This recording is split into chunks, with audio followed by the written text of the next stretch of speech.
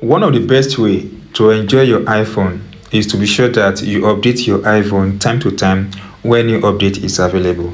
So this video will guide you on how to update your iPhone from the current version to the new version on iPhone. This is simple. Go to the settings button and tap on it. Once tap on the setting button, then scroll up a bit and tap on general button. Tapping on general button brings to this interface. Go ahead and tap on software update. Once tap on software update, it brings you to this interface.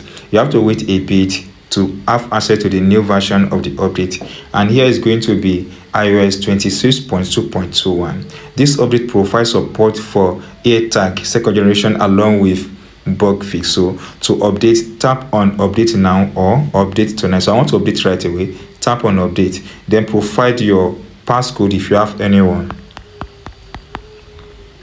So wait for this update to be fully completed. Once it has done, your phone will restart, and that's all.